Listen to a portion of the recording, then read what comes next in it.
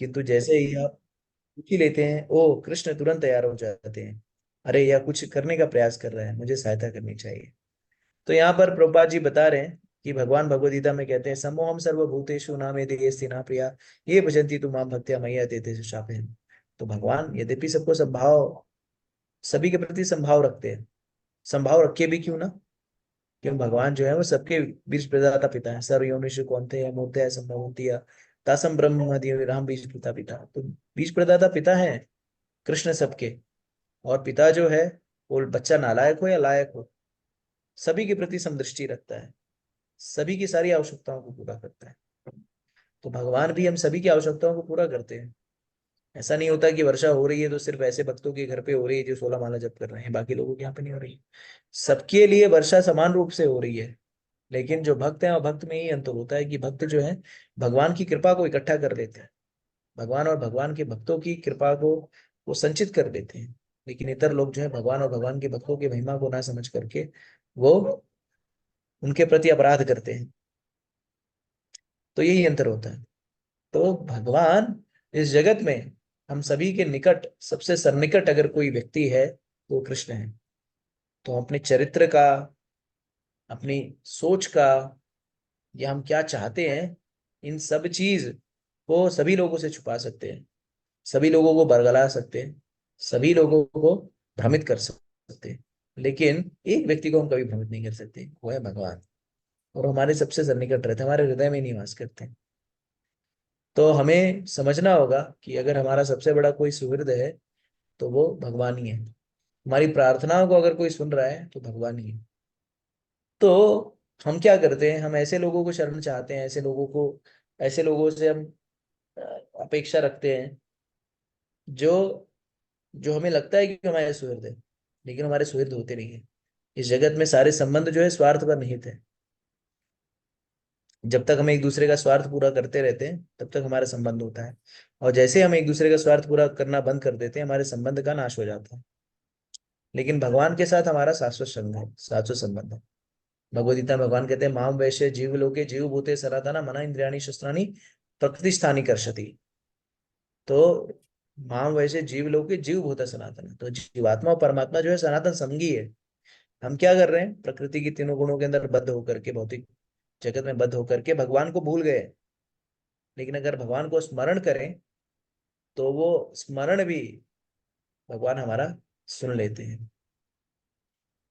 और जब भगवान देखते हैं कि ये व्यक्ति मुझे मुझे प्राप्त करने के लिए इच्छुक है, तो भगवद गीता में भगवान कहते हैं, तेषां सतत युक्ता नाम भजताम प्रीति पूर्वकम ददामि बुद्धि योगम तम येन माम उपयांति ते। तो भगवान उसको बुद्धि देते हैं कि किस तरह से वो मेरे पास आ सकता है।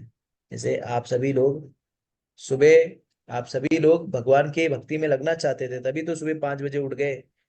हाँ, और ये जूम चला लिया आपने और इस जप सत्र में जुड़ गए। भगवान ने बुद्धि दी ना।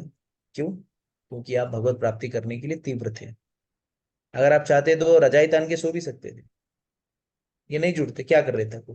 लेकिन आपकी इच्छा थी तो भगवान ने आपको, हम सभी लोग देखिए, हम सभी लोग अलग अलग राष्ट्र में, अलग अलग राज्यों में बैठे हुए हैं। कोई अपने घर के सोफे पे बैठा हुआ है, कोई बगिया में है, हाँ, कोई किचन में तड़का मार रहा होगा, कोई मंजन घस रहा होगा। हाँ, लेकिन हम सारे लोग जो है कृष्ण कथा श्रवण कर पा रहे हैं, भक्तों का संग नहीं पा रहे हैं। क्यों? क्योंकि हमारी इच्छा थी, इच्छा थी, और हमारी इच्छा के कारण ये जूम जूम प्राप्त हो गया है। तो ये जूम जो है इसका विनय भूषण प्रभु हर महीने 1400 रुपया भरते हैं। साल का 14-15 हजार, 16 हजार ये भरते हैं। तो हम ये जूम सेशन, हमें पटल प्राप्त हो गया। स्वाति खरे माता जी बेचारी मेहनत करके पहले से ही जाग जाती हैं, 3:30 बजे मैसेज डाल देती हैं। हम 3:30 बजे खर्राटा मार रहे होते हैं, लेकिन माता जी 3:30 बजे उठ करके मैसेज डालती हैं। विनय भूषण प्रभु बेचारे रात को 2 बजे भी आते हैं, तो भी वो तैयार रहते हैं अगले दिन शास्त्र क्या नाम है, भक्तों को कथा सुनाने के लिए। तो इस तरह से सब लोग अपना परिश्रम करते हैं। तो हमारी इच्छा है तो जाकर के हम इस स्थल पर पहुंचे जहाँ पर हम भक्तों का संग प्राप्त करने हैं।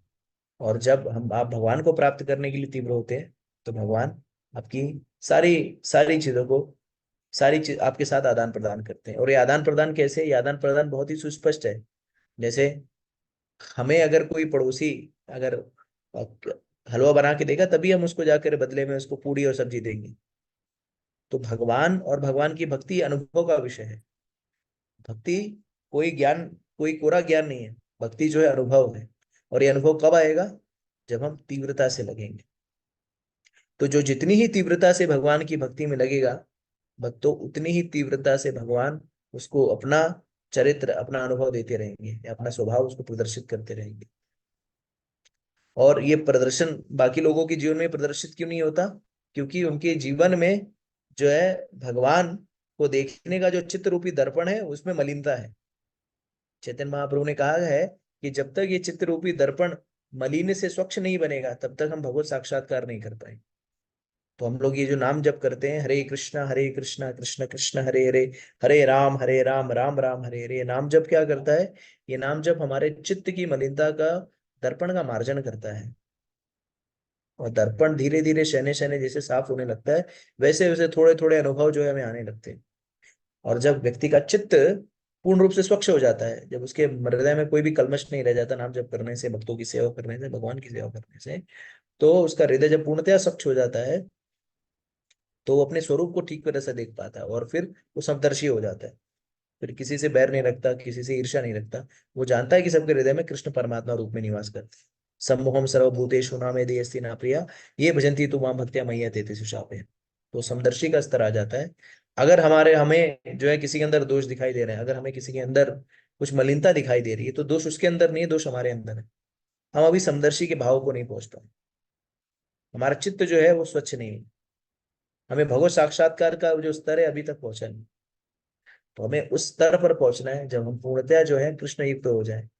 जो भगवान की भक्ति के उन्नत स्तर पर होते हैं उनको कृष्ण हर जगह दिखाई देते हैं।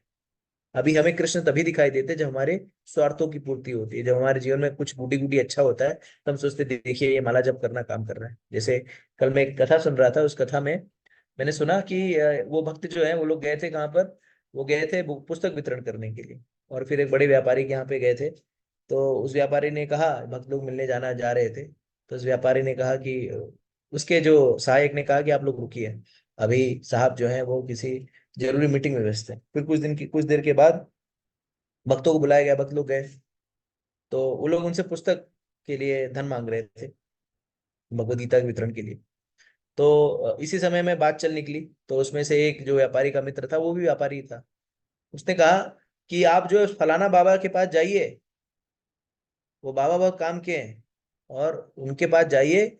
वो और वो ऐसा आशीर्वाद देते हैं ना जिससे धंधा एकदम चल निकलता है। आपका जो धंधा अभी 100 करोड़ रुपया है, 1000 करोड़ चल रहा है, उनका आशीर्वाद ले लोगे तो 10,000 करोड़ का आपका धंधा बढ़ जाएगा। तो व्यक्ति कहता है, हाँ ठीक है मैं उस बाबा के पास जाता हूँ। हाँ? तो पॉइंट समझने की बात यह है कि लोग जो है सोचते हैं कि अगर मेरा धंधा चल निकले तो बाबा अच्छा है। लेकिन वो भूल जाते हैं कि ये सुख दुख हानि लाभ यश अपयश जो है वो किसी बाबा के आशीर्वाद से नहीं होता, ये हमारे कर्मफलों के कारण होता है। और भक्ति भी, या भक्ति भी आदमी ऐसी करना चाहता है जिससे उसको क्या हो, धन का लाभ हो। विपरीत परिस्थिति, भक्ति में आपकी दृढ़ता तब नहीं होती जब सारी चीजें सुचारू चल रही होती है। भक्ति में आपकी दृढ़ता का प्रदर्शन तब होता है जब आप विपरीत परिस्थितियों में भक्ति करें। जब भगवान का नाम जप करते रहे, भगवान के भक्तों के संग रहे।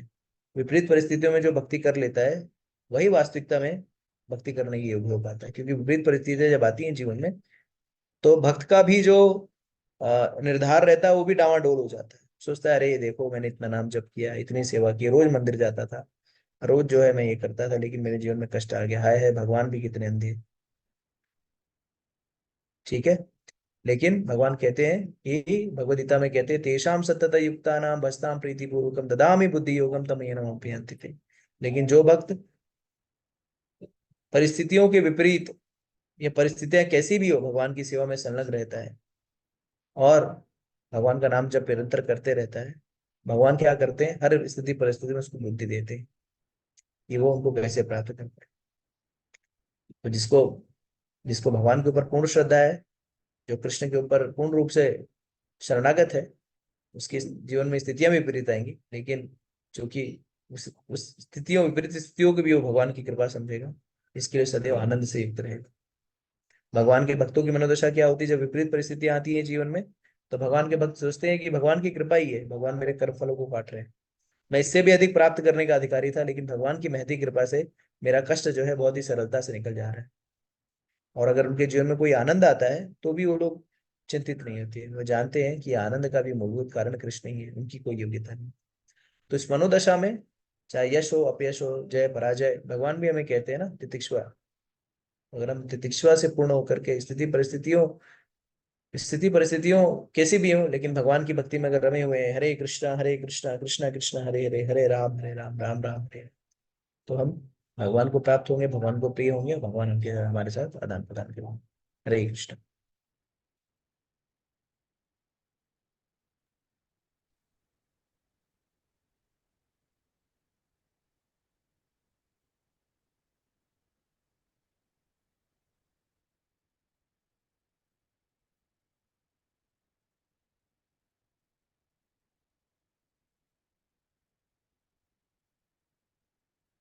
हरे कृष्णा प्रभु जी। आज 30वें श्लोक से करना है, अध्याय 7, जी 3.7.30। श्योर। कौन पढ़ पढ़ेगा? दे, पढ़ दे प्रभु जी, पढ़ पढ़िए दे माता, प्रभु जी। पढ़िए माता जी। यज्ञस्य च वितानानि योगस्य च पथः प्रभो नैष्कर्म्यस्य च सांख्यस्य तंत्रं वा भगवत् स्मृतम्। हरे कृष्णा। हरे हरे कृष्णा। कृष्ण। यज्ञस्य च वितानानि योग्यस्य च पथः प्रभो नैष्कर्म्यस्य च सांख्यस्य तंत्रं वा भगवत् स्मृतम्। हरे कृष्णा। हरे हरे कृष्णा। कृष्ण। यज्ञस्य च वितानानि योगस्य च पथः प्रभो नैष्कर्म्यस्य च सांख्यस्य तंत्रं वा भगवत स्मृतम्। हरे कृष्ण। हरे कृष्ण। यज्ञस्य च वितानानि योगस्य च पथः प्रभु नैष्कर्म्यस्य च सांख्यस्य तंत्रं वा भगवत् स्मृतम्। हरे कृष्ण। हरे कृष्णा। यज्ञस्य च वितानानि योग्यस्य च पथः प्रभो नैष्कर्म्यस्य च सांख्यस्य तंत्रं वा भगवत् स्मृतम्। हरे कृष्णा। हरे कृष्णा। यज्ञस्य च वित्नानि योगस्य च पथः प्रभो नैष्कर्म्यस्य च सांख्यस्य तंत्रं वा भगवत् स्मृतम्। हरे कृष्णा। प्रभु जी दंडवत प्रणाम, माता जी दंडवत, सभी भक्तों को दंडवत प्रणाम। हरे कृष्ण। शब्दार्थ। हरे कृष्णा। हरे कृष्ण। यज्ञस्य च वितानानि योगस्य प्रभो नैष्कर्म्यस्य च सांख्यान तंत्रं वा भगवत् स्मृतम्। हरे कृष्णा। हरे कृष्ण। यज्ञस्य च वितानानि योगस्य च पथः प्रभो नैष्कर्म्यस्य च सांख्यस्य तंत्रवा भगवत स्मृतम्। हरे कृष्ण। हरे कृष्ण। हरे कृष्ण। यज्ञस्य वितानानि योगस्य पथः प्रभु निष्कर्मस्य च सांख्यस्य तंत्रं वा भगवत् स्मृतम्। हरे कृष्णा। सभी को दंडवत प्रणाम। हरे कृष्ण। यज्ञस्य च वितानानि योगस्य च पथः प्रभो नैष्कर्म्यस्य च सांख्यस्य तंत्रं वा भागवतामृतम्। हरे कृष्ण। शब्दार्थ, अनुवाद एवं तात्पर्य श्रील प्रभुपाद जी द्वारा। श्रील प्रभुपाद जी की जय। शब्दार्थ। यज्ञस्य यज्ञों का, च भी, वितानानि विस्तार, योगस्य योग शक्ति का, च भी पथः मार्ग, प्रभो हे प्रभु, नैष्कर्म्यस्य ज्ञान का, च तथा, सांख्यस्य वैश्लेषिक अध्ययन का, तंत्रम भक्ति का मार्ग, वा तथा, भगवत भगवान के संबंध में, स्मृतम विधि विधान। अनुवाद।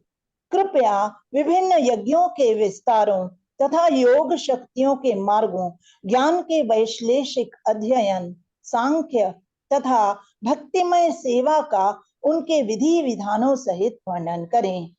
तात्पर्य, यहाँ पर तंत्रम शब्द महत्वपूर्ण है। कभी कभी तंत्रम को भ्रांतिवश इंद्रिय तृप्ति में लगे भौतिकतावादी व्यक्तियों का काला जादू समझ लिया जाता है, किंतु यहाँ पर तंत्रम का अर्थ भक्ति का विज्ञान है, जिसका संग्रह शील नारद मुनि ने किया। मनुष्य भक्ति मार्ग की ऐसी विधिमयी व्याख्याओं का लाभ उठाकर भगवत भक्ति में प्रगति कर सकता है। सांख्य दर्शन ज्ञान प्राप्ति का मूल सिद्धांत है, जैसा कि मैत्रेय मुनि द्वारा बतलाया जाएगा। देवहूति पुत्र कपिल देव द्वारा प्रवर्तित सांख्य दर्शन परब्रह्म के विषय में ज्ञान का असली स्रोत है।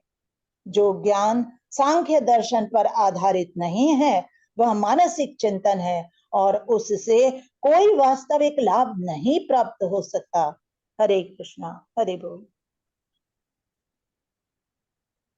हरे कृष्णा। बहुत बहुत धन्यवाद माता जी। हरे कृष्ण। थोड़ा सा स्क्रॉल करिए माता जी ऊपर।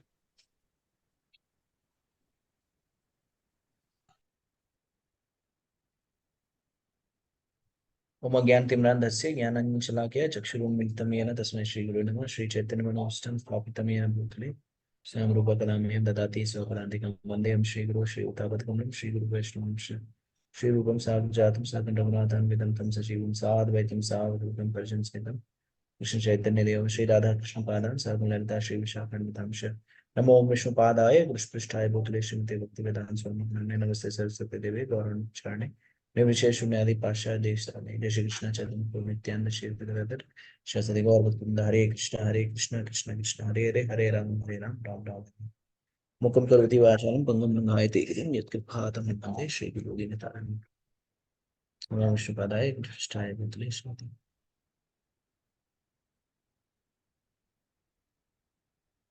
जय गुरुदेव जय श्री प्रभुपाद। हरे कृष्ण। तो इस श्लोक में भगवान कह रहे यज्ञश्च वित्तनानि योगस्य च पथा प्रभो नैष्कर्मस्य च सांख्यस्य तंत्रम वा भगवत स्मृतम। कृपया विभिन्न यज्ञों के विस्तारों तथा योग शक्तियों के मार्गों, ज्ञान के वैश्लेषिक अध्ययन तथा भक्तिमय सेवा का उनके विविध विधान का सहित वर्णन करिए। तो हमें यहाँ समझना होगा कि यहाँ पर ये बताया जा रहा है कि विभिन्न प्रकार के यज्ञ। तो अगर आप शास्त्रों को देखें तो शास्त्र भगवत प्राप्ति करने के लिए, जैसे मनुष्य जीवन जो है, मनुष्य जीवन का पहली बात तो हमें समझना पड़ेगा कि इस जगत में बहुत सारी योनियां हैं। 84 लाख प्रकार की योनियां हैं और 84 लाख प्रकार की योनियों में जलचर नभचर इत्यादि बहुत सारे जीव हैं। उन 84 लाख योनियों में से 4 लाख प्रकार की मनुष्यों की योनि है। और मनुष्य योनि जो है बहुत ही दुर्लभ है। दुर्लभ क्यों है? दुर्लभ इसलिए है कि 84 लाख प्रकार के योनियों से गुजरते हुए व्यक्ति क्रमिक रूप से आगे बढ़ते हुए जलचर नभचर इत्यादि होते हुए मनुष्य जीवन को प्राप्त करता है। और इस मनुष्य जीवन को प्राप्त करने के बाद शास्त्र में बताते हैं कि इस मनुष्य जीवन को प्राप्त करने के बाद जो मनुष्य का जो लक्ष्य होता है, मनुष्य जीवन का जो अंतिम लक्ष्य होता है, वो भगवत प्राप्ति करना होता है। जैसे शास्त्रों में हमें मनुष्य जीवन के 4 पुरुषार्थों के विषय में बताया गया है, धर्म अर्थ काम मोक्ष। तो प्रायः जो सामान्य जीव होते हैं वो धर्म करते हैं। धर्म क्यों करते हैं? धर्म इसलिए करते हैं जिससे उन्हें अर्थ प्राप्ति हो। तो शास्त्रों में भिन्न विभिन्न प्रकार के यज्ञों के विधिदानों की संस्तुति की गई है, जिसको करने से व्यक्ति धन की प्राप्ति कर पाए। धन प्राप्त होने के बाद हम क्या करते हैं? उन चीजों को इकट्ठा करते हैं, अपनी भौतिक इच्छाओं को पूरा करते हैं। और फिर धन प्राप्त करने के बाद क्या होता है? काम की इच्छा होती है, यानी भोग। पैसा प्राप्त करने के बाद क्या करता है व्यक्ति? भोग ही करता है। तो ये धर्म अर्थ काम तक तो सामान्य जीव पहुंच जाते हैं, लेकिन जो मूलभूत, जो अंतोतगत्वा, जो सबसे बड़ा लक्ष्य है भगवत प्राप्ति करना, मोक्ष, उसके विषय में बिरला ही कोई चिंतन कर पाता है। तो यहाँ पर देहूती और करदम मुनि का संवाद चल रहा है मेरे ख्याल से, अगर मैं गलत नहीं हूं तो। स्वाति खरे माता जी। यस प्रभु जी, हरे कृष्णा। मैं पूछ रहा हूँ, ये देहूती और करदम मुनि का संवाद है ना नहीं प्रभु माता जी, जी? ये मैत्री मुनि और विदुर अच्छा, मैत्री सब। मुनि और विदुर जी का जी, संवाद है, ठीक है। प्रश्न पूछ रहे हैं विदुर जी। जी, मैत्री विदुर जी, हाँ। तो सामान्य व्यक्ति जो है वो मोक्ष तक के लिए प्राप्त नहीं, मोक्ष तक के विषय में जिज्ञासा नहीं कर पाता। क्यों? क्योंकि वो पशुवत वृत्ति में ही लगा रहता है। जैसा कि कहा गया है, ज्ञान विहीन पशु भी निराना। तो ज्ञान के विहीन जो व्यक्ति वो पशु के समान ही होता है। कौन से ज्ञान? आध्यात्मिक ज्ञान, आध्यात्मिक ज्ञान से विहीन। तो यहाँ पे ये प्रश्न जो पूछा जा रहा है वो कोई सामान्य व्यक्ति द्वारा नहीं पूछा जा रहा है, ये विदुर जी द्वारा मैत्रेय मुनि से पूछा जा रहा है। तो विदुर जी कोई सामान्य व्यक्तित्व नहीं है। विदुर जी हैं जो है सारा साक्षात धर्मराज है। कौन धर्मराज? यमराज। और मंडव ऋषि के श्राप द्वारा वो शूद्र कुल में जन्म उन्होंने प्राप्त किया, मतलब शूद्राणी माता थी, यद्यपि पिता तो व्यासदेव जी थे। और इस तरह से जब महाभारत का युद्ध शुरू हुआ, उसके पहले दुर्योधन ने उन्हें बहुत ही बेइज्जत करके घर से निकाल दिया, और उन्होंने सब कुछ त्याग करके, राजपाट या राज्य के दायित्व को त्याग करके वो भ्रमण पर निकले, तीर्थ यात्रा पे निकले। तो तीर्थ यात्रा करने का अर्थ ये नहीं होता साइट सीइंग। जैसे हम जाते हैं तीर्थ यात्रा पे तो हमारी एक चेकलिस्ट होती है, हम एक एक एक एक एक लिस्ट बना करके ले जाते हैं, ये देखना है, वो देखना है, ये देखना है। तो आचार्यगण बताते हैं कि अगर हम तीर्थों में जाएं और वहां पर सिर्फ चीजों को देखें तो उससे कोई लाभ नहीं। खाली तीर्थ का आंखों से दर्शन करें तो उसका कोई मूलभूत लाभ नहीं है। वो इतर इतर जगहों को जा करके चीजों को देखने के बराबर है। जैसे कैसे हम जाते हैं ना, खंडर देख लेते हैं, तो मंदिर जो है खंडर के समान लगता है। और नदियां इत्यादि जो हैं, कोई बोल रहा है तो कृपया म्यूट कर लें। कामेश्वरी हरे कृष्ण।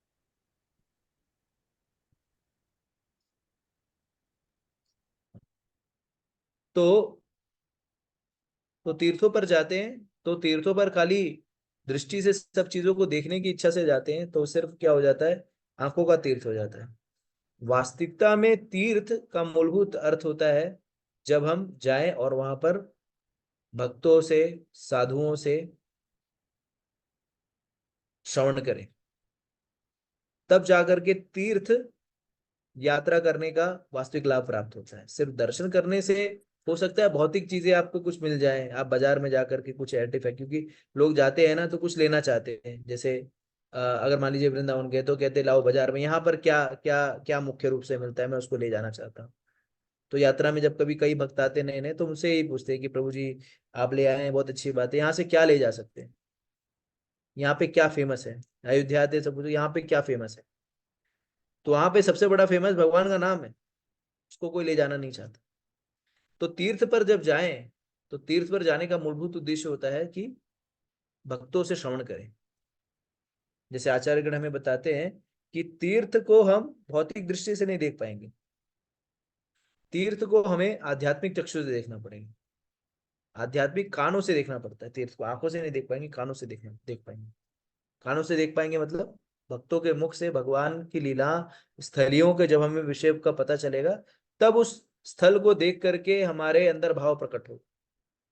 अगर हम उस लीला स्थली की महिमा ही नहीं पता हो तो हमें वो ऐसे टूटा फूटा मंदिर दिखेगा, पुजारी अस्त व्यस्त व्यवस्था में दिखेगा, अरे यार कैसे बैठे हैं। लेकिन जब उसका भक्तों से श्रवण करते हैं तब जाकर के उसकी असली महिमा का हमें पता चलता है, और फिर हमारा उसके प्रति भाव जो है बदल जाता है। लेकिन ये महिमा हमें सुनाएगा कौन? ये महिमा हमें सुनाएगा भगवान का कोई भक्त या कोई धामवासी। तो ये धामवासी या भक्त कब सुनाता है? ये सारी चीजें हमें कब, कोई भी रहस्योद्घाटन कब होता है? तो जब हम विनम्रता पूर्वक जिज्ञासा करते हैं। जैसे भगवद गीता में भगवान कहते हैं ना, तद विधि प्रणिपातेन परिप्रश्नेन सेवया उपदेशयांति ते ज्ञानम ज्ञानेन तत्वदर्शिनः। तो तत्वदर्शी गुरु के पास जाते हैं, उसको शरणागत होकर के विनम्रता पूर्वक प्रश्न पूछते हैं, तब जा करके जो है वो ज्ञान प्रकाशित होता है। तो यहाँ पर मैत्री मुनि से विदुर जी बहुत ही विनम्रता से प्रश्न पूछ रहे हैं, जिज्ञासा कर रहे हैं। क्या जिज्ञासा कर रहे हैं? तो यहाँ पर ये प्रश्न, विदुर मुनि जो है वो धर्मराज है। जैसे कि 12 महाजनों की जब बात होती है तो उसमें कहा स्वयंभू नारदा शंभु कुमार कपिलो मुनो जनको व्यासो बलि वयासकी, हाँ, और वयम, यमराज स्वयं जो है 12 महाजन है। और और वो दैनिक रूप से धर्म के नियमों का, धर्म क्या है, इस आधार पर सैकड़ों हजारों लोगों की जीवों की गति को तय करते हैं, निर्धारित करते हैं। तो क्या उन्हें ये सारी चीज नहीं पता है कि किस तरह से विभिन्न प्रकार की यज्ञ योग शक्तियां का मार्ग क्या है, ज्ञान का वैशेषिक अध्ययन, सांख्य दर्शन क्या है, या भक्ति में सेवा उसके विधि प्रदान, इसके बारे में पता नहीं है? नहीं, उन्हें सब चीज के बारे में पता है। लेकिन भगवान के भक्त जो है वो जनमानस के लिए, ये भागवतम जो है ये हमारे जैसे कलियुगी जीवों के लिए है। ये हम जैसे कलियुगी जीवों के उद्धार करने के लिए इस भागवतम की रचना की गई है। जब व्यास देव मुनि ने सारे 4 वेद पुराण इत्यादि सभी चीज को लिखित कर दिया, लिपिबद्ध कर दिया, तो भी उनके मन में संशय ही रहा, उनके मन में चिंता ही रही, कि उनको अशांत भाव ही था। तो समझ नहीं पा रहे थे, सब कुछ कर देने के बाद भी अभी भी अशांत हो। तो फिर उनके गुरुदेव नारद मुनि वहां पर प्रकट होते हैं, उनको कहते हैं, और ये जिज्ञासा, अशांति की जिज्ञासा जो करते हैं कि मैं अशांत क्यों हूं, इसके बारे में गुरुदेव निराकरण करिए। तो नारद मुनि कहते हैं, आपने सब कुछ तो लिपिबद्ध कर दिया, लेकिन परम पुरुषोत्तम भगवान की लीलाओं का, उनकी कथाओं का, उनके भक्तों की लीलाओं और कथाओं का वर्णन नहीं किया, इसलिए आपको अशांति। और फिर वेदव्यास जी ने इस अमल श्रीमद् भागवतम पुराण की संरचना की, इसको लिपिबद्ध किया। और ये अमल पुराण है, इसमें किसी प्रकार का मल नहीं है। और ये श्रीमद् भागवतम जो है वो सभी प्रकार के कैटव धर्म को क्या करता है, इसको रिजेक्ट करता है। और ये भागवतम या भक्ति, ये भागवतम पढ़ भी कौन सकता है? जो निर्मत्सराणाम सताम, जो निर्मत्सर है, जिसके अंदर किसी प्रकार की छल कपट द्वेष नहीं है, वही जो है इस भागवतम को ग्रहण कर पाएगा। और जो ऐसे लोग हैं, छली कपटी लोग हैं, इस भागवतम को नहीं ग्रहण कर पाएंगे। तो इस ग्रंथ में विदुर मुनि का ये पूछना, तो ये भागवतम जो है, जैसा कि यहाँ पर बताया, तो ये विभिन्न, जैसे भगवत प्राप्ति करने के लिए सिर्फ एक मार्ग नहीं है, जैसे हम सभी लोग सोचते हैं ना कि एक ही मार्ग है, नहीं, भक्ति में भी व्यापकता है, भक्ति भी व्यापक है। तो यहाँ पर विदुर मुनि जो है उन सभी मार्गों के बारे में जान लेना चाहते हैं। उन सभी मार्गों के बारे में जानने के लिए क्या विदुर मुनि के पास ज्ञान नहीं है? विदुर मुनि के पास पूरा ज्ञान है। लेकिन भागवतम क्या करना चाहता है? भागवतम के द्वारा वो सभी पथों को प्रदर्शित कर देना चाहते हैं। जैसे भगवद गीता में देखिए तो ज्ञान योग, कर्म योग, सांख्य योग, सभी चीजों का विश्लेषण कर दिया गया है। और फिर अंतोदत्तो भगवान ने बताया कि किस तरह से भक्ति जो है कलयुग के जीवों के लिए सर्वोपरि है। तो उसी तरह से विदुर मुनि भी यहाँ पर बाकी सारे जो योग पद्धतियां हैं उन सभी का रहस्योद्घाटन कर देना चाहते हैं, कि जिससे ये ना रह जाए कि किसी प्रकार का संशय न रह जाए। तो यहाँ पर क्या करें? विभिन्न यज्ञों के विस्तार। तो यज्ञ, यज्ञ का अर्थ क्या है? तो यज्ञ का अर्थ है, अगर सरल भाषा में कहे तो वो पद्धतियां जिससे आप भगवान को प्राप्त कर सकते हैं। तो भगवद गीता भगवान कहते हैं भोक्ता राम यज्ञ तपसाम सर्वलोक महेश्वरम। तो भगवान जो है वो सभी यज्ञों के भोक्ता है, यानी भगवान का एक नाम यज्ञ है, यज्ञेश्वर भी है। तो यज्ञ करने का अंतोदत्त उद्देश्य क्या होता है? कृष्ण की प्रसन्नता। तो जब यज्ञ होता है तो सभी देवी देवताओं का आह्वान होता है। दुर्गा जी का आह्वान होता है, शिव जी का आह्वान होता है, इंद्र का आह्वान होता है, अग्नि का आह्वान होता है। तो यज्ञ करने पर ही सारे लोगों को अपना अपना भार ग्रहण करने के लिए सारी देवी देवता प्रकट होते हैं। लेकिन यज्ञेश्वर कृष्ण जो है, भगवान जो है, वो कभी कभी ही किसी के यज्ञ में प्रकट होते अपना भार लेने के लिए। भगवान सभी यज्ञों में प्रकट नहीं होते, बहुत ही दुर्लभ संयोग होता है। श्रीमद् भागवतम के 4th स्कंद में हम देखते हैं कि पृथु महाराज के यज्ञ में भगवान प्रकट हुए थे। पृथु महाराज ने जब यज्ञ किया था, 99 यज्ञ किया, और उसके बाद हर यज्ञ करने, जब 100वां यज्ञ करने लगे शतक वीर बनने के लिए, जैसे शतकों का शतक, इस जगत में यज्ञों में शतकों का शतक सिर्फ एक ही व्यक्ति ने मारा है। जैसे अभी वर्तमान समय में क्रिकेट में शतकों का शतक किसने मारा है? सचिन तेंदुलकर ने। तो यज्ञ करने में शतकों का शतक कौन मारा है? इंद्र। इंद्रदेव ने। इंद्र जो है वो शतकों का शतक मारे, यज्ञों का शतक मारे। तो जैसे अगर अभी क्या होता है, जैसे कोई इतर देश का खिलाड़ी जैसे वो शतकों का शतक मारने के नजदीक आ जाता है, तो हम लोग सोचते हैं अरे यार ये इसको कैसे, इसको इंजरी हो जाए, ये घायल हो जाए, ये कुछ हो जाए, इसको चोट लग जाए। क्यों? क्योंकि हमारा सचिन जो है उसके नाम पे रिकॉर्ड होना चाहिए। जिससे पहले एक इंग्लैंड का एक बल्लेबाज था एलिस्टर कुक, तो वो उसने 84-85 शतक जो है वो 34 साल की उम्र में मार दिया। 33-34 साल में उसने 85 शतक मार दिए। और फिर उसने रिटायरमेंट ले ली। सब लोग सोच रहे थे यही जो शतकों का शतक तोड़ेगा, लेकिन वहां पर जो लोग हैं वो लोग शतकों का शतक बनाने के लिए बुढ़ाई दाएं तक नहीं खेलते कि रिकॉर्ड बन जाए। सचिन तेंदुलकर 40-42 साल का हो गया, उसको शतकों का शतक मारने के लिए कई साल तक घसीटते रहे, 2-3 साल तक इसके लिए खिलाते रहे कि जैसे इसका सेंचुरी हो जाए, बस ये रिकॉर्ड बन जाए। लेकिन बाहर के लोग जो रिकॉर्ड के लिए नहीं खेलते, वो 33 साल में अगर वो एलिस्टर कुक जो था अगर वो खेलता तो कितना 150 तक मार देता। लेकिन वहां पर रिकॉर्ड के लिए नहीं खेलते, वो लोग इसलिए खेलते हैं कि हमको अच्छा लग रहा है। तो हमारे यहाँ पे बुढ़ाई दाएं तक खिलवाते रहते हैं कि जैसे इनका रिकॉर्ड बन जाए। तो उसी तरह से इंद्र जो है वो शतकों को शतक मार दिया था, और पृथु महाराज ने 99 यज्ञ कर लिए थे। और 100वां यज्ञ जब करने जा रहे थे तो इंद्र को ये भाया नहीं, ईर्ष्या। और उसने क्या किया कि यज्ञ के लिए, अश्वमेध यज्ञ के लिए जो भी घोड़ा था उस घोड़े को क्या करता, अपहरित कर लेता, अपहरण। और इंद्र कैसे अपहरण करते? सन्यासी का वेश धारण करके। तो जो पृथु महाराज का जो पुत्र था वो देखता, अरे ये तो लेके जा रहा है लेकिन ये साधु है, तो साधु के वेश में होने के कारण इंद्र को वध नहीं करता। और इस तरह से कई बार ये चलता रहा नाटक। वो लोग वो इसका लड़का जाता, घोड़े को पकड़ करके ले आता, फिर इंद्र जो है फिर घोड़ा चुरा लेता। और फिर ये नाटक देखकर फिर ब्रह्मा जी आ गए। ब्रह्मा जी बोला कि भैया तुम जो 99 मारे हो, 99 में तुमको सब कुछ प्राप्त हो गया, ये भौतिक कर्मकांड के चक्कर में क्यों पड़ रहे हो? और भगवान तुम्हें स्वयं दर्शन देंगे। और फिर भगवान उनके यज्ञ में प्रकट होते हैं और पृथु महाराज को आशीर्वाद देते हैं और कहते हैं कि आपकी जो भी इच्छाएं वो पूर्ण होंगी, आपकी ख्याति रहेगी, साथ ही साथ कालांतर में आपको सनत कुमार का दर्शन होगा, चारों चतुष कुमारों का दर्शन होगा। और चतुष कुमार आकर के श्रीमद भागवतम के 22वें चौथे स्कंद के 22वें अध्याय में भक्ति के विषय में विश्लेषण करते हैं, बताते हैं उनको किस तरह से भक्ति की जा सकती है। बहुत सुंदर विश्लेषण। तो इस तरह से, और पृथु महाराज कोई सामान्य व्यक्तित्व नहीं है, पृथु महाराज भगवान के शक्तिवेश अवतार स्वयं।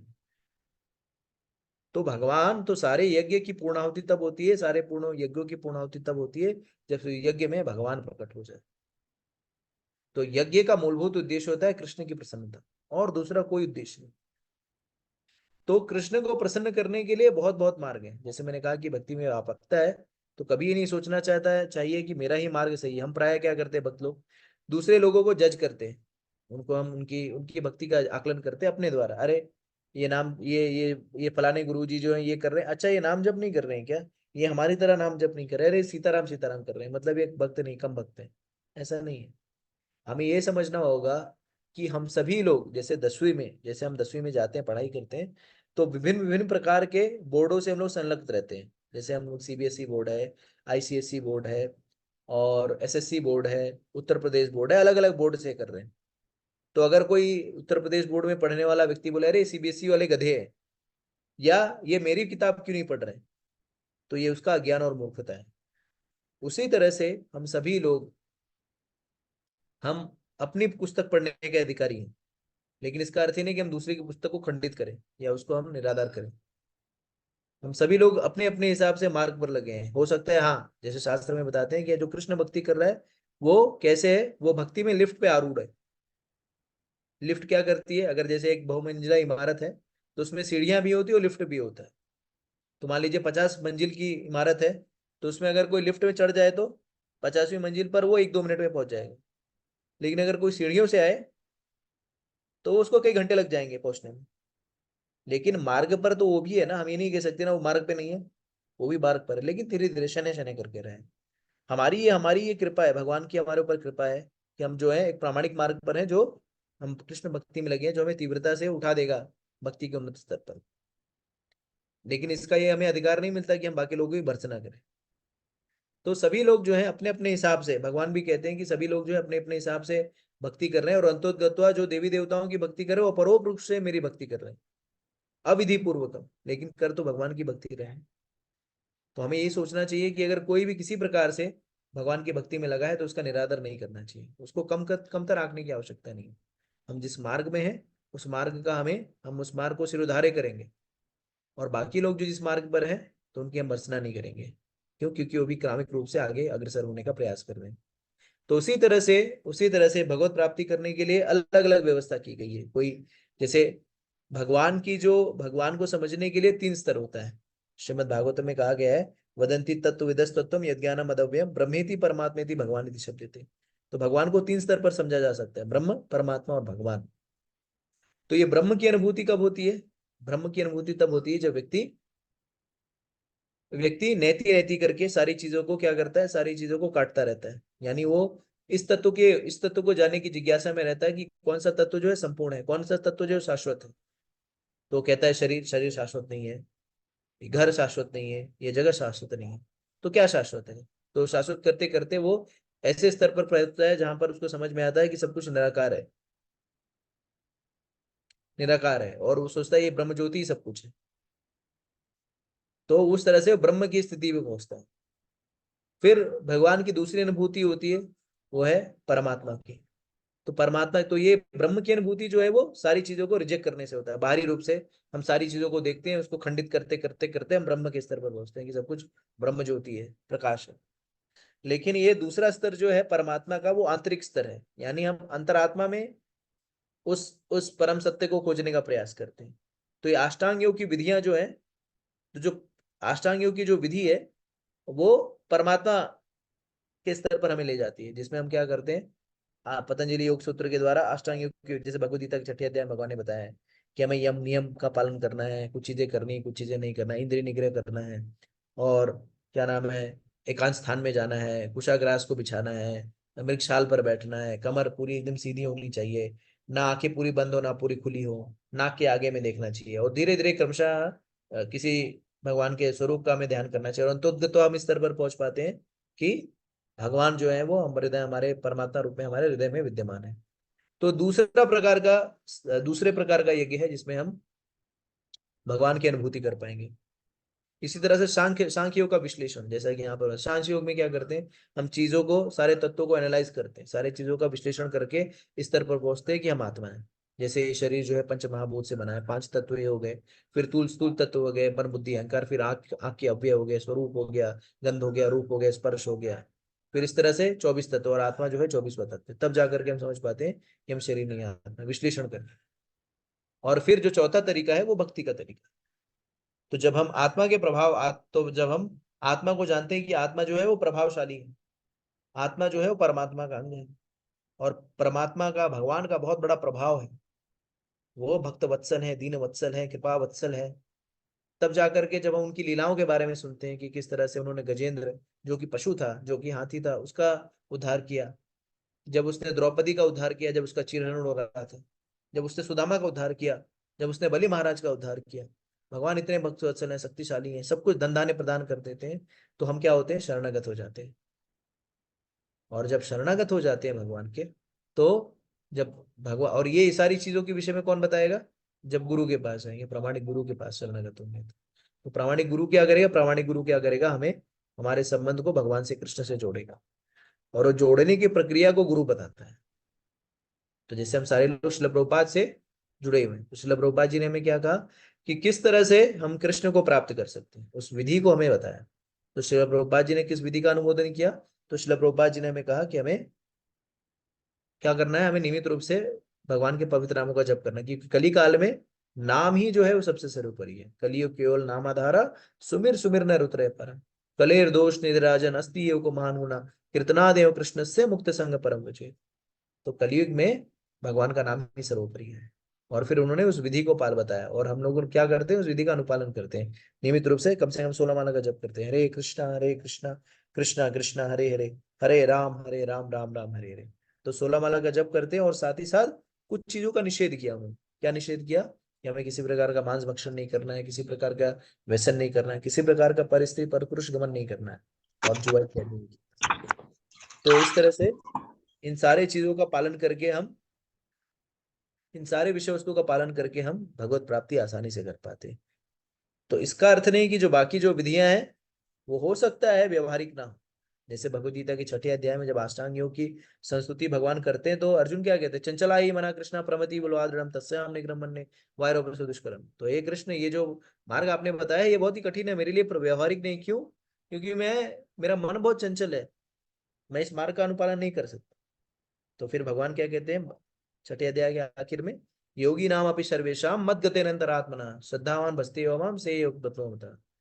तो भक्ति योगी है जो सर्वश्रेष्ठ योगी, जो उस योग भक्ति योग का पालन करता है वो सरलता से मुझे प्राप्त करता है। तो भक्ति योग का पालन करने का अर्थ क्या है? भक्ति योग का पालन करने का अर्थ है सब कुछ भगवान के लिए करना। हमें भोजन भी करना है, वो भी कृष्ण की प्रसन्नता के लिए भोजन बनाना है और उनके उच्चिष्ट को ग्रहण करना है। हम कोई भी कार्य कर रहे हैं, उस कार्य को भी कृष्ण के लिए करना है, उससे जो फल आता है उसको हमें ग्रहण करना है। हम धनोपार्जन भी कर रहे हैं तो उस धन का उपयोग हमें भगवान कृष्ण की प्रसन्नता। तो सम्यक रूप से हमें अपने जीवन को कृष्ण में बनाना। तो भक्ति योगी होने का अर्थ क्या है? भक्ति योगी का अर्थ है कि वो सम्यक सारी कार्य विधि, कार्य प्रणाली, कार्य जो है वो कृष्ण की प्रसन्नता के लिए करता है, कृष्ण के लिए। और ये स्थिति पे कब कैसे पहुंचता है व्यक्ति? जब आचार्यों के बताए गए नियमों का पालन करता है। तो हम सभी लोग अगर नियमित रूप से आजीवन हरे कृष्णा कृष्णा कृष्णा हरे हरे, हरे राम राम राम हरे हरे इस नाम का जप करते हैं तो हम भगवत पद को प्राप्त हो सकते हैं। जैसे श्रीमद् भागवतम के 4थे स्कंद के 22वें अध्याय में सनत कुमार जो है वो पृथु महाराज को निर्देश देते हुए बताते हैं कि ये जगत जो है वो एक ऐसे नदी के समान है जिसमें बहुत सारे मगरमच्छ हैं।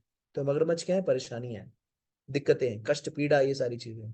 तो ये जगत जो है वो ऐसी नदी के समान है जिसमें बहुत सारे मगरमच्छ हैं। और इस भव सागर रूपी मगरमच्छ रूपी इस नदी को हमें पार करना है। तो कैसे पार कर पाएंगे? तो अगर आप चल करके इसमें जाएंगे ना तो सारे मगरमच्छ खा लेंगे। तो अगर आप सोचेंगे कि आप अपने प्रयास से इन मगरमच्छों से बच जाएं तो संभवतः संभव नहीं है। तो क्या कहते हैं, कैसे संभव है, कैसे पार कर पाएंगे? तो सनत कुमार कहते हैं पृथु महाराज को कि अगर जीव जो है वो भगवान के श्री चरण के कमलों का आश्रय ले ले, उसको शरणागत हो जाए, और शरणागत जब हो जाएगा तो इस भगवान के श्री कमल क्या चरण कमल जो है वो एक नाव के रूप में कार्य करेंगे। और अगर कोई व्यक्ति मगरमच्छ से भरा हुआ, अगर क्या कहते हैं, अगर नदी हो उसमें मगरमच्छ हो, लेकिन अगर वो नाव पे सवार है तो मगरमच्छ उसका कुछ बिगाड़ नहीं पाएंगे। इसी तरह से अगर हम सभी लोग इस हरिनाम रूपी भगवान के श्री चरण कमलों का सहारा ले ले, उसको शरणागत हो जाए और उस भगवान के श्री कमलों के चरण के इस नाव सदृश नाव जो नाव है इस पे सवार होकर के हम हरिनाम का निरंतर जप करते रहे, हरे कृष्णा कृष्णा कृष्णा हरे हरे, हरे राम राम राम हरे हरे। तो तो हम क्या करेंगे, इस भावसागर में यद्यपि बहुत सारे मगरमच्छ हैं, आदि भौतिक, आदि दैविक, आध्यात्मिक, क्लेश, कुंठा इत्यादि सब कुछ है, लेकिन इसे सरलता से पार कर पाएंगे, सरलता से पार करें बिना किसी कठिनाई के। तो मगरमच्छ नीचे होंगे लेकिन हमें पता नहीं चलेगा। तो उसी तरह से हम सभी लोगों को सनत कुमार के निर्देश का पालन करते हुए भगवान के श्री शरण में शरणागत हो जाना चाहिए और हरिनाम रूपी नाव में सवार हो जाना चाहिए। और ये इसकी पूरी पुष्टि है, ये उसके लिए आप पूरी तरह से संतुष्ट रहिए कि ये नाव जो है आपको भवसागर से पार लगा देगी। तो भागवत में कहा गया है, निवृत्त तरषे उपगी अमाना भव सदा चोत्र मनोभिरामात का उत्तमा श्लोक गुणानुवादा पुमान विरजत विना पशुना। तो ये निवृत्त तरषे भव औषधा, तो ये भगवान का नाम जो है भव औषधि की तरह है। जैसे सामान्य रोगी का जो सामान्य रोगों की दवा होती पैरासिटामॉल, उसी तरह से भव रोग की दवा है, ये है भगवान का नाम। हरे कृष्णा कृष्णा कृष्णा हरे हरे, हरे राम राम राम हरे। और इस विधि विधान का पालन अगर हम करते हैं तो भगवान के नित्य शाश्वत धाम को प्राप्त होते हैं और जन्म मृत्यु जरा व्याधि के चक्र से बाहर निकल जाते हैं। और वो ये भक्ति जो है बहुत ही आनंददायक है, और भक्ति जो है वो सुसुकुम है। और अगर किसी को सुख प्राप्त करना है तो भगवान के नाम जप में है, भगवान की भक्ति में, इसके अलावा और कोई दूसरा तरीका नहीं है। तो हमें तन मन धन से सदैव जो है भगवान का स्मरण करना है, भगवान का नाम जप करना है और भगवान की सेवा में सदैव संलग्न रहना है।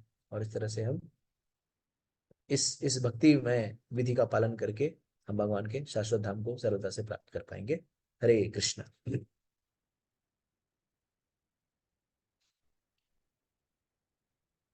ठीक है, तो किसी का कोई प्रश्न है तो पूछ सकता है। हरे कृष्ण प्रभु जी। भक्ति योग सारे योगों में से सबसे सुपीरियर है क्योंकि ये आसान भी है। एक सेकंड विनय और भूषण प्रभु कुछ ऐड करना चाहेंगे क्या आप?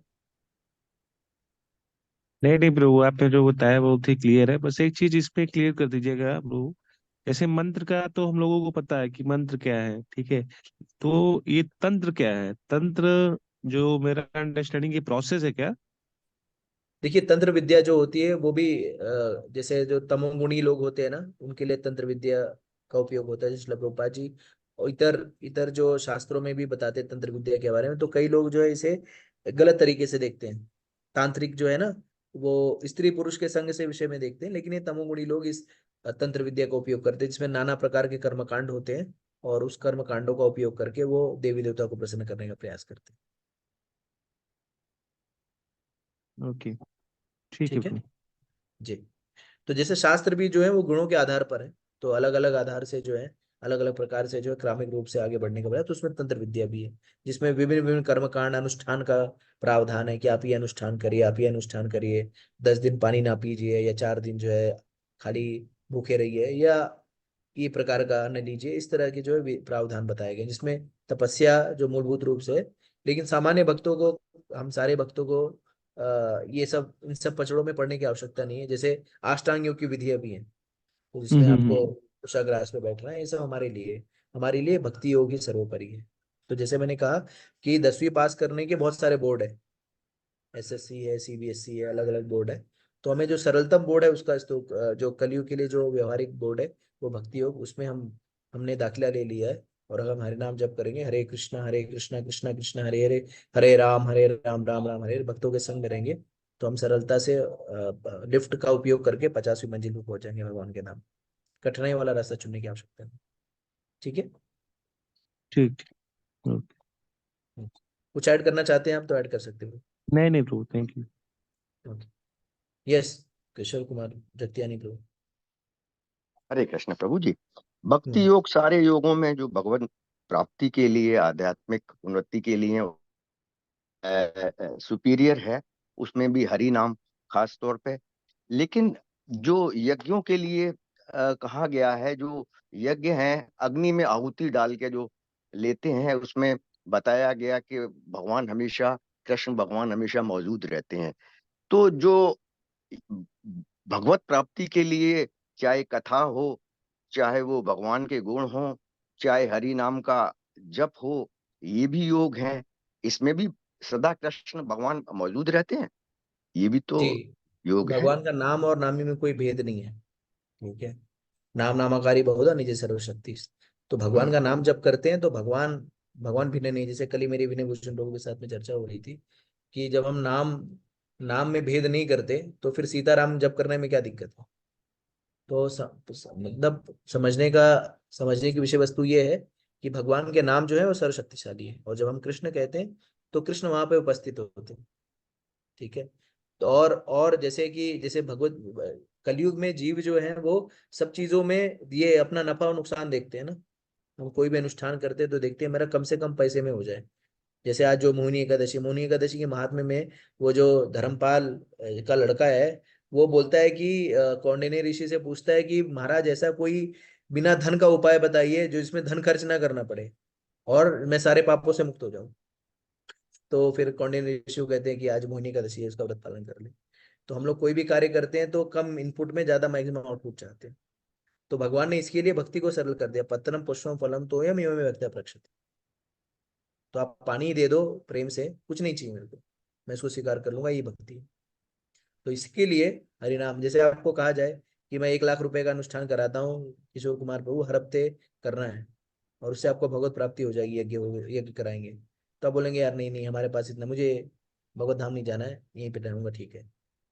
ठीक है। तो इसके लिए ये भक्ति या नाम जब सर्वग्राह है, इसमें कोई इन्वेस्टमेंट नहीं है, जिससे कि सब लोग जो अमीर गरीब सब लोग भगवान का नाम जप करे भगवत धाम जाए। हरे कृष्णा कृष्णा कृष्णा हरे हरे, हरे राम राम राम हरे हरे। ठीक है प्रभु। हाँ प्रभु जी, ठीक है। भक्ति मार्ग सबसे सुपीरियर मार्ग है, और किया जाए, चाहे पुष्प हो, पत्र हो, या फल फूल हो, सब भगवान स्वीकार करते हैं। तो ये सबसे अच्छा मार्ग है, आसान है। हरे कृष्ण। हरे कृष्ण। यस, मंजू माता जी पूछिए। हरे कृष्णा प्रभु जी, दंडवत प्रणाम। दंडवत प्रणाम माता जी। आ गए यूएसए आप माता जी की वहीं पे हैं? हरे कृष्णा प्रभु जी, दंडवत प्रणाम। यस मंजू माता जी, आ गई यूएसए की नहीं आप? नहीं नहीं प्रभु जी, अभी जुलाई में आएंगे। अरे माता जी प्रभु जी, टॉफी मेरा वॉफी लेके प्रश्न आइएगा है। माता जी, ठीक है? आप लोग आशीर्वाद दीजिए प्रभु जी। और क्या। ठीक है माता जी, यस माता प्रभु जी, यहाँ जैसे पिछले संडे को हम बर्थडे वगैरह में जाते हैं, खाते तो नहीं है, जी। तो ही वहाँ लोग सब बोल रहे थे कि इतना हाँ जैसे लहसुन प्याज चाहे कहीं का खाना या इतना हरि नाम करना क्या जरूरी है। इससे अच्छा तो है कि हम लोग दया रखे, किसी का सेवा करें, दान दे, तो ये सब सही है। बिल्कुल, लेकिन जो बोलते करते नहीं ना माता जी। हाँ हाँ, तो हम ठीक वही है। बोले उनको कि हाँ, बोलने से थोड़ी होता है, उतना करता कहाँ है। अंदर कौन क्या है, करता हम है? बाहर से क्या कर रहे हैं, वो तो कोई देख नहीं रहा। मेरे अंदर क्या है, हम बाहर से किसी पर दया दिखा रहे हैं, किसी को ये सब तो हम बताएं, लेकिन इसमें हम माने और सही क्या जवाब दे सकते हैं वो। नहीं नहीं, ऐसे लोगों को कोई जवाब नहीं दे सकते। ये लोग कुछ नहीं करना चाहते, जो जो करता है उसको हतोत्साहित करते हैं। मैं आपको बताता हूँ, परोपकार की व्याख्या जो है ना, कल मैं श्रीमद् भागवतम पढ़ रहा था तो उसमें परोपकार की व्याख्या दी गई थी। श्रीमद् भागवतम में पढ़ा, कहीं तो पढ़ा, श्रीमद् भागवतम में पढ़ा मैंने, चौथे स्कंद में। तो परोपकार के विषय में कहा गया, परोपकार का अर्थ ये होता है कि आप जिसके ऊपर भी एहसान कर रहे हैं, जिसके लिए भी कार्य कर रहे हैं, उसके लिए इस तरह से करना चाहिए जैसे वो आपका पारिवारिक सदस्य हो, तब वो परोपकार में जी। आता है।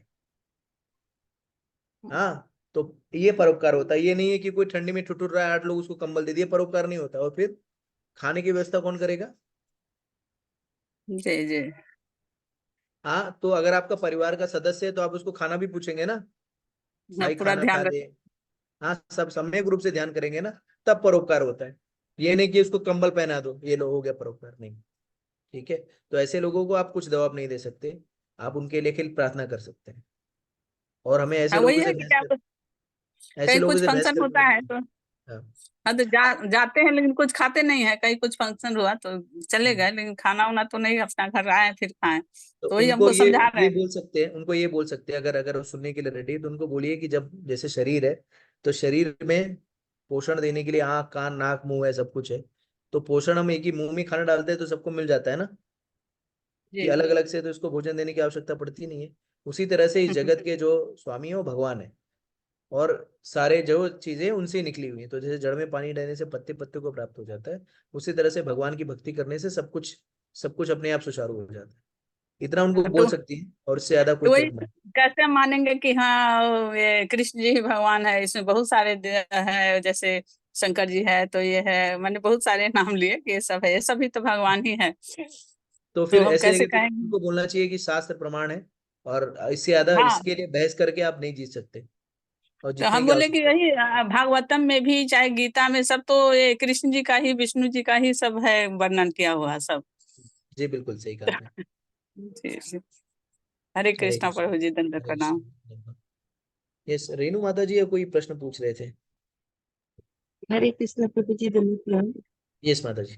प्रभु जी, ये पूछना चाहिए, जैसे अधिकतर लोग हैं 5 तत्व ही जानते हैं, जैसे आपने 24 तत्व बताए, तो हाँ, इस इसके लिए प्रभु जी थोड़ा सा मार्गदर्शन और कर दीजिए। 24 तत्व जो है भागवत में बताया गया है। ठीक है, जी कि 24 तत्व है, कहीं कहीं 25 तत्व होता है, कहीं कहीं 23 तत्व होता है। ठीक है, तो अलग अलग दर्शन के हिसाब से अलग अलग तत्वों की व्याख्या करते हैं, लेकिन ये तत्व जो है, इन्हीं से जो है ये पूरा जगत का निर्माण हुआ है। ठीक है, जी तो स्वाति खरे माता जी, ग्रुप में जो है ना, ये 23 तत्व, ये 24 तत्व जो है, उसकी लिस्ट जो है वो शेयर कर दीजिएगा व्हाट्सएप पे। ठीक है। यस प्रभु जी, डेफिनेटली। ठीक है, हरे कृष्ण। ठीक है रेणु माता जी। जी जी प्रभु। हरे ठीक है। कृष्ण प्रभु जी, हरे दंडवत कृष्ण। प्रणाम। हाँ, यस माता जी। प्रभु जी, वो 12 महाजन के नाम भी आप सेंड कर देंगे फिर? हाँ, ग्रुप में भेज देंगे स्वाति माता जी। वो हमें याद कर लेना चाहिए ना? हाँ, याद कर लीजिए, कोई दिक्कत नहीं है, प्रचार के लिए तो आवश्यक ही है। प्रभु जी, और मेरी एक दिक्कत ये हो रही है कि मैं सुबह 4 बजे नहीं उठ पा रही हूँ। कोशिश करती हूँ रात को सोते समय बेल वगैरह भी लगा लेती हूँ, पर उठ नहीं पाती हूँ। उसका मतलब क्या करूँ मैं? कोई दिक्कत नहीं है, प्रयास करिए बस, कोई चिंता की बात नहीं है। देखिए, आप गृहिणी है, आपके घर के दायित्व हैं, परिवार का दायित्व है, रिश्तेदार आ जाते होंगे, परिवार के जन ने जो है लेट आते होंगे, तो आप आपसे ये अगर आप उठ जा रही है तो ठीक है, नहीं उठ पा रही है तो उसमें कोई ग्लानि की बात नहीं है। ठीक है, हमें प्रयास करना चाहिए। हाँ, मंगल आरती वगैरह ओरली गाती हूँ मैं, बस सेवा ज्यादा नहीं बढ़ाई है।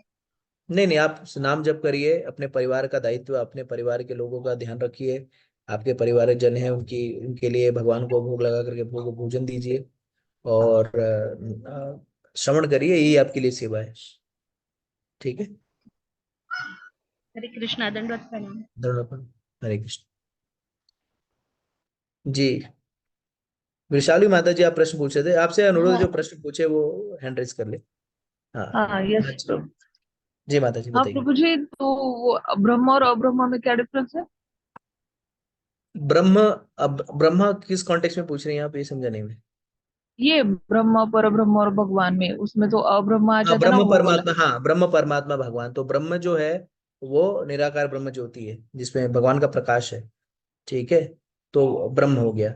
परमात्मा जो हमारे हृदय में निवास करते हैं, और भगवान जो है श्याम सुंदर स्वरूप, जिनका जिनकी लीलाएं हैं, जिनके पास टाइम्स है, तो भगवान हो गए। ठीक है।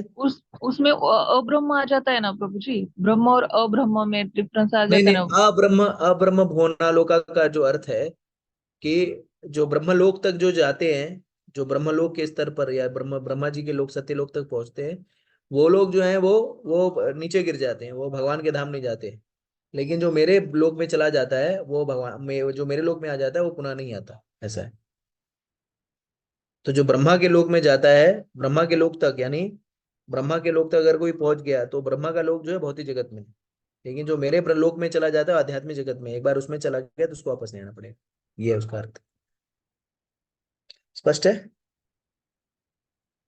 जी ब्रो, थोड़ा क्लियर हो गया। मतलब जो ब्रह्म में लीन होते हैं वो वापस आ जाता है जन्म मृत्यु चक्र, लेकिन जो भगवान से प्राप्त करते हैं वो वापस नहीं आता, ऐसा क्या?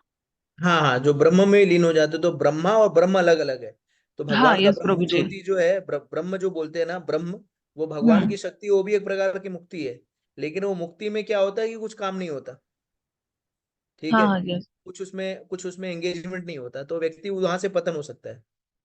लेकिन अगर जो भगवान के पास पहुंच जाएगा, तो वहां पर क्योंकि सेवा है, वैरायटी है, तो वहां से पद से च्युत नहीं होता व्यक्ति जल्दी। हाँ जी प्रभु जी, क्लियर हो गया, थैंक यू। ठीक है। और आज की एकादशी का विधि क्या है प्रभु जी, मतलब कैसे पालन करते हैं? आज किसी प्रकार का नमक ग्रहण करिए आप, और भगवान का नाम जप करिए, कम से कम 25 माला जप करिए, श्रवण करिए, दान कर सकते हैं, अगर दान करना चाहते हो दान कर सकते हैं, इसको अयोध्या को। तो इस तरह से जो है, इसका विधि का यही पालन, यही विधि है माता जी। ठीक है जी ना। जी जी जी प्रभु जी। हरे कृष्ण। हरे कृष्णा प्रभु जी, दंडवत प्रणाम। धन्यवाद। और किसी का कोई प्रश्न है।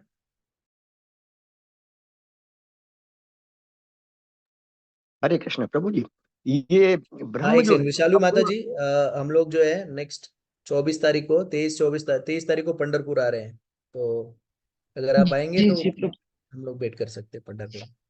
ठीक है प्रभु जी, मैं ठीक प्रयास है, करूंगी। 23 24 हम लोग रहेंगे, 25 को निकलेंगे शाम को। इस महीने में? हाँ हाँ माता।